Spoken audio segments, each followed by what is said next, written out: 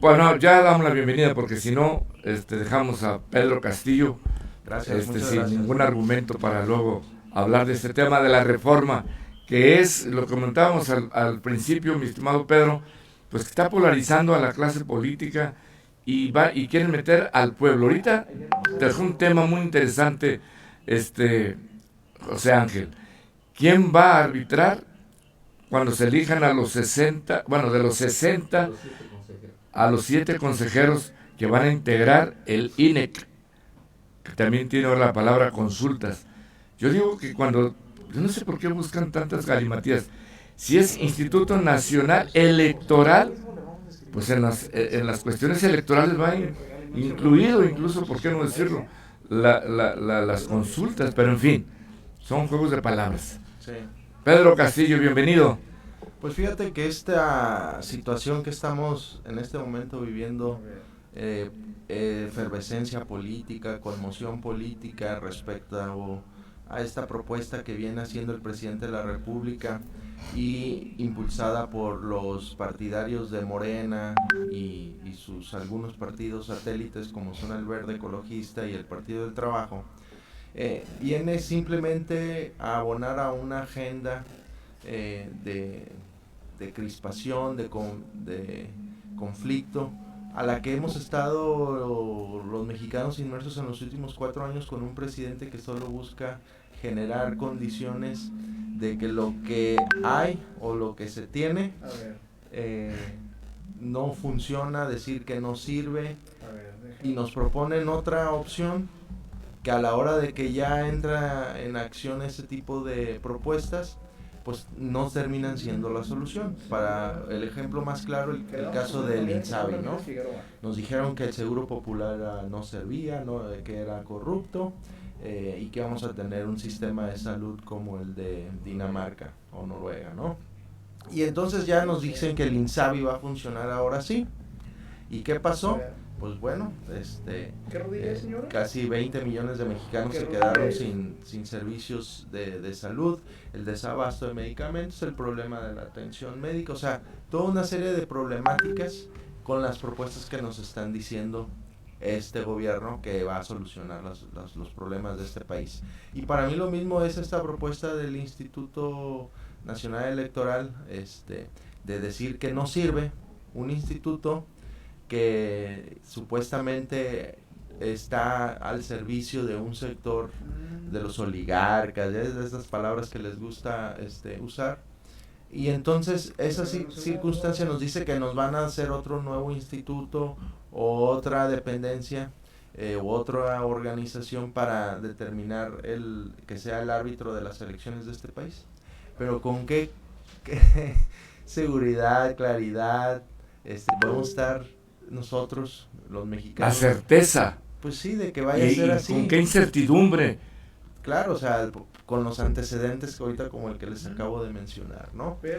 Pero yendo más allá de sobre el tema electoral, aquí yo lo que veo en juego es un tema que se llama democracia. Porque a veces cuando decimos es que la democracia, lo volvemos como un término, un concepto muy a la ligera, muy simplista cuando hablamos de democracia. Pero la democracia, ¿qué implica? La construcción de una democracia no nada más decirlo. No nomás es decir, aquí va a haber democracia. Bueno, pero para que haya democracia necesita haber muchísimos factores alrededor de este término que se llama democracia, tanto instituciones, tanto normativas, constitución, legalidad, que aglomera o que arrope el término de democracia. Y entonces cuando hablamos de democracia, pues solamente lo podemos entender a partir de, en su término etimológico, pues así, puro y llano, ¿no? Es el gobierno del pueblo, ¿sí? Pero decir que el gobierno del pueblo, pues volvemos a lo mismo, no es nada. Nunca ha sido. Pero, a ver, pero es que cuando hablamos de ese término, por eso lo volvemos muy simple, es que es el gobierno del pueblo. Bueno, si va a ser el gobierno del pueblo, entonces tienes que crear todo un andamiaje, toda una estructura alrededor de esto para que podamos decir que es un gobierno del pueblo. Entonces, nosotros en nuestro país tenemos un sistema democrático que funciona bajo los términos o el establishment, que se le puede decir, de la democracia. Entonces somos un país, México, democrático, pero como tú bien dices, Roberto, en realidad gobierna el pueblo. Oye, pues si somos un país democrático supuestamente, desde hace 70 años en este país, es un país democrático. Pasamos de gobiernos de caudillos posrevolucionario a un país de instituciones. Entonces estamos hablando que por más de 70, 80 años hemos tenido un país, se supone, democrático, pero en los hechos, ¿a partir de cuándo podemos decir que tenemos un país democrático? A partir de la creación del Instituto Federal Electoral. A partir de ahí. Y eso fue en 1991, sí. Que eso era hoy el INE. A partir de ese momento, en nuestro país se puede decir que hubo un proceso democrático de elecciones. Y eso sucedió a partir del 91, que se crea el IFE, después del gran movimiento social que realizaron tanto el Cuauhtémoc Cárdenas con el PRD y Maquio Cloutier con el Partido de Acción Nacional. Que ese fue el verdadero. Ahí es donde es el parteaguas de este país. Y desgraciadamente, diría el dicho, quien no conoce su historia está condenado a repetirla. Aquí en nuestro país existen personas que tienen 18, 20 años y nunca les tocó vivir una etapa o un proceso electoral como los que nos pudo haber tocado a nosotros, que ya estamos un poquito más viejitos, cómo era un proceso electoral en antaño, ¿verdad? Entonces, eso es lo que... No había ninguna, no digo consulta, pero no había un elemento en quien confiar que no era la palabra del poder del presidente en aquel tiempo. Pedro, no sé si quieres abundar sobre este tema o iríamos al otro, que sí, también es importante porque la gente pues ve cómo tienen dinero los partidos políticos, cómo crean partidos políticos para tener dinero. No sé si quieras terminar el tema de la reducción. Sí, mira Roberto, yo creo que hay algo muy importante que debemos entender. Volvemos a lo mismo. Cuando hablamos de democracia lo volvemos muy simple. Y a la hora de estar estableciendo todo el andamiaje para sostener un tema democrático, empiezan las dudas o empiezan a hacer señalamientos que de alguna u otra manera terminan destruyendo el tema democracia. O sea, a mí se me hace absurdo, y yo estoy en contra de la reducción de los diputados, de los senadores, de los regidores, o sea, porque si nos vamos a temas, o sea, me queda claro que la gente, pues los políticos a lo mejor no tienen una gran aceptación social, ¿no?, en su desempeño, me queda claro, pero pues también lo que hay que entender es que es como si dijéramos, pues entonces, pues ¿para qué tenemos gobernantes? Pues que no haya gobernantes, se sale muy caro tener gobernantes, o ¿para qué tenemos tantos secretarios? ¿Para qué tenemos tantos? O sea, si nos vamos a temas simplistas, reduccionistas, con aspectos así tan simples de decir, es que voy a ahorrar, pues entonces ¿para qué andan nuestros gobernantes en suburban? Pues que anden en una carreta y así ya no gastan gasolina. O sea, ese es el término reduccionista al que queremos llevar el término de lo de los diputados y senadores. Lo que tenemos que entender es que los diputados y senadores son los representantes del pueblo. O sea, son elegidos para ser la voz del pueblo en la Cámara o en el Poder Legislativo. Entonces, que hay unas formas en cómo se desempeñan, bueno, ese es otro boleto, ese es diferente, pero la esencia, el sustento del Poder Legislativo es la voz del pueblo en los diputados y en los senadores. Ahí está la representación ciudadana. Tenemos una democracia representativa. ¿Qué significa? Que un diputado, por ejemplo aquí en Colima, un diputado representa 46,000 colimenses, de los 25. Entonces, de los 16 que son electos por voto directo, de los 16 distritos que tiene el estado. Entonces son 46,000. Entonces vamos a decir, vamos a eliminar a los diputados, vamos a quitar, pues entonces quitémoslo todo y ahorramos más. ¿verdad? Si se trata pues de si se trata de eso, ahorrar. Pero no. A ver, entendamos el término democracia. Y cuando hablamos de democracia, tenemos que crear todo este andamiaje. Y este andamiaje también significan los plurinominales, porque son las minorías. Yo nomás te pregunto, les pregunto a los que estamos en esta mesa, yo nomás quisiera saber qué hubiera pasado en este país si no existieran los plurinominales. Pues estaríamos viviendo todavía en un sistema de partido hegemónico, pues, que era definido por Sartori. O sea, las minorías han sido o vuelven el mecanismo de contrapeso del poder. Pues claro. A ver, y no nos vayamos lejos, vamos aquí a Colima. ¿Quiénes están haciendo, señalan las deficiencias del Ejecutivo? Pues la oposición. Los pluris. Quítalos, pues entonces. No hay oposición. A eso vamos, esa es la cuestión. Coincido en lo que dice Chuy. Oye, es que luego se vuelven cuotas. Bueno, crea mecanismos para que los plurinominales sean también electos por la ciudadanía. Ahorita me van a decir, oye Pedro, pero sí se eligen los pluris en las elecciones. Sí, cierto, porque cuando usted va a votar en la boleta por diputado local, en la parte de atrás vienen las listas plurinominales de cada partido político. Si usted vota por el PAN, por el PRI, por el Morena, en la parte de atrás está la lista de los pluris y se van a ir acumulando esos votos, porque entonces usted sí está votando por los pluris, pero de forma indirecta.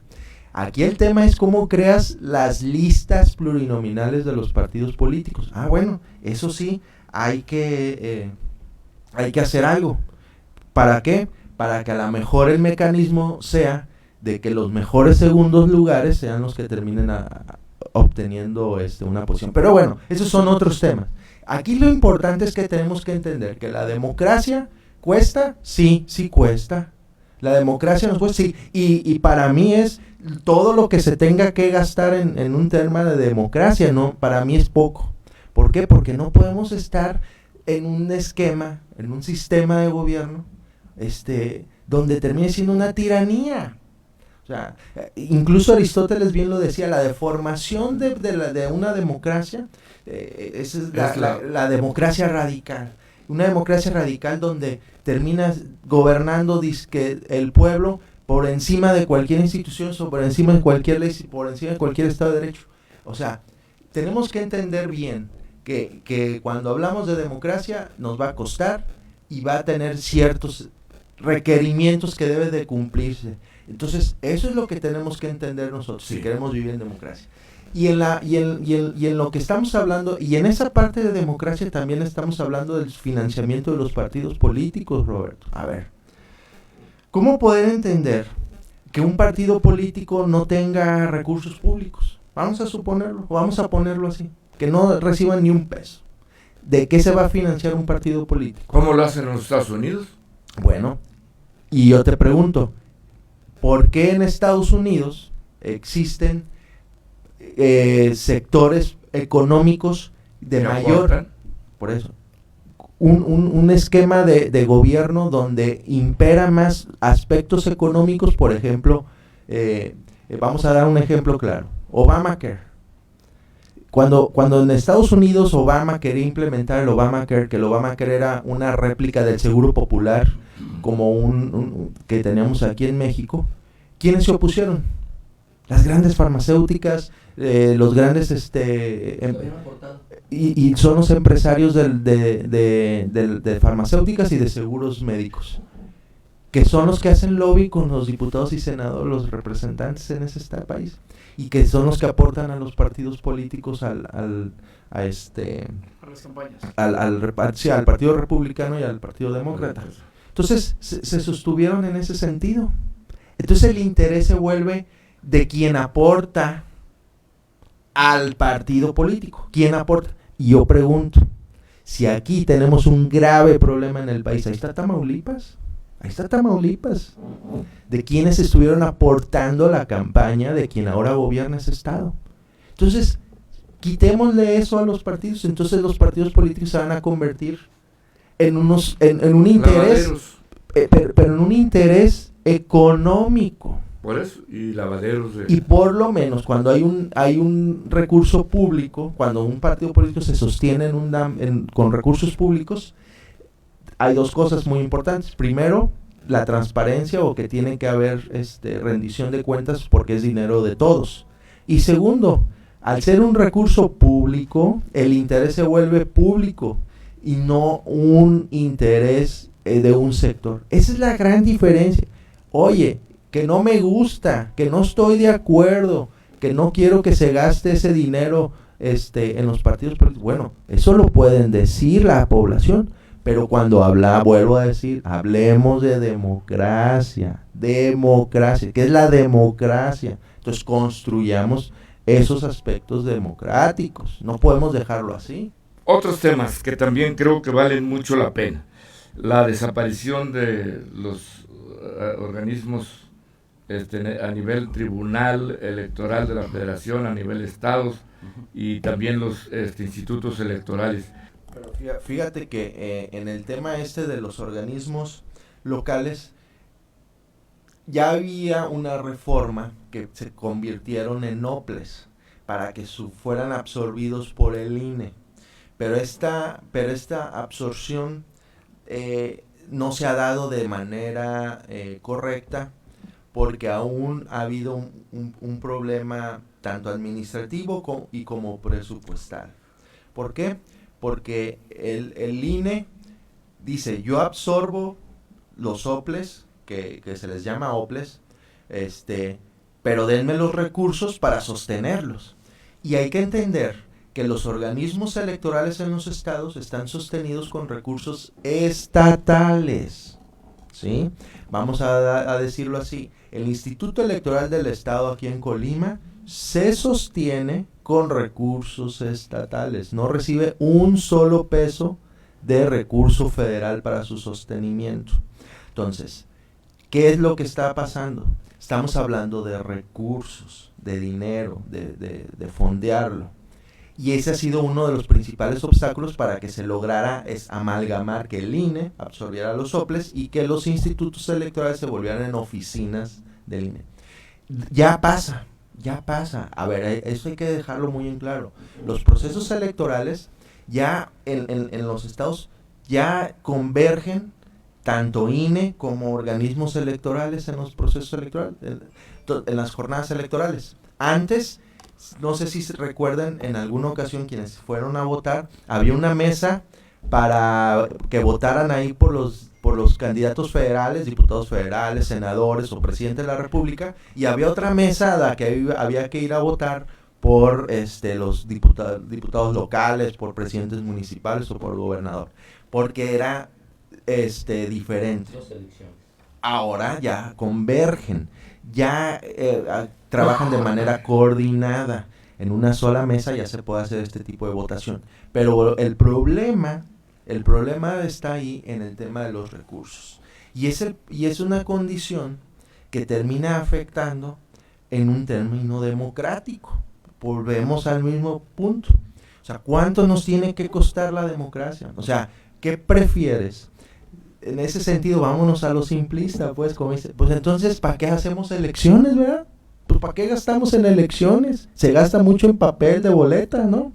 Entonces, ¿para qué hacemos elecciones? ¿Para qué tenemos un organismo electoral? Pues que levante la mano la gente en un lugar público, que se aglomere la población y que levantando la mano se decida quién va a gobernar ahora o quién va a representarte a ti.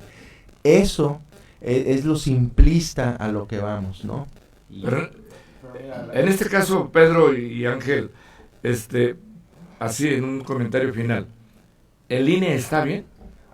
La reforma electoral que necesita este país radica en darle mayor autonomía al Instituto Nacional Electoral. Y la autonomía, ¿cómo se llama? Yo regresaría a la old school, como se dice, ¿no? A los básicos, al basics. ¿Qué es? A que regresa el INE a ser un organismo autónomo donde no metan las manos ni los partidos políticos ni el gobierno en turno. Y eso ya lo tuvimos en este país, en el consejo de Pepe Woldenberg.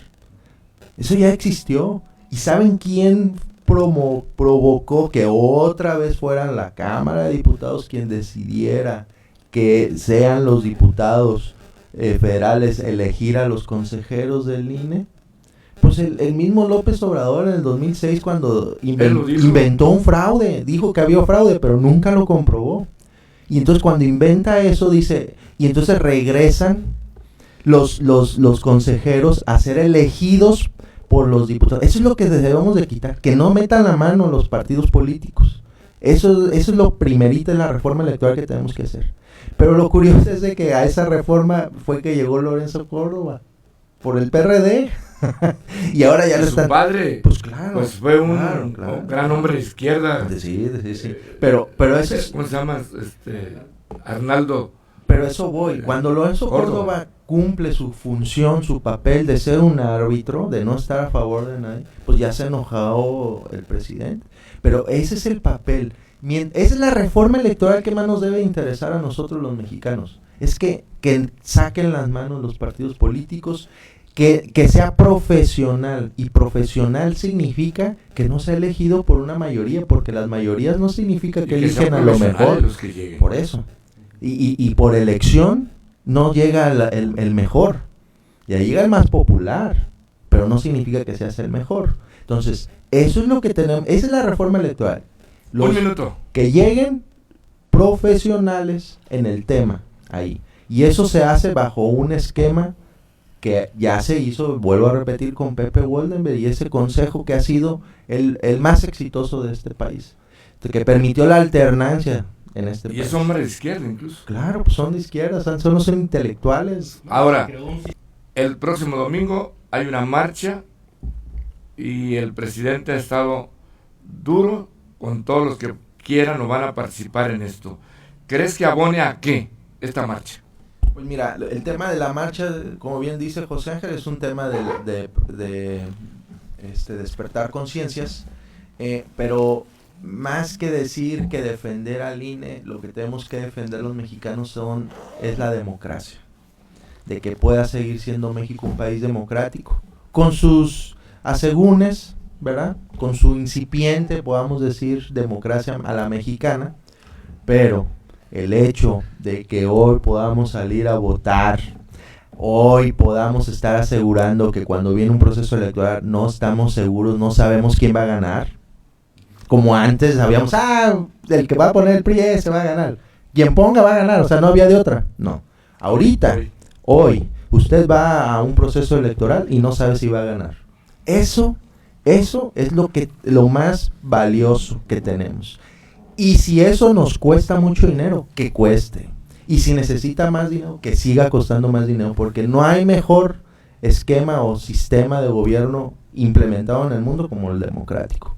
Y ahí están los ejemplos de los países que tú quieras, y dime en qué país donde no hay democracias, las cosas están bien.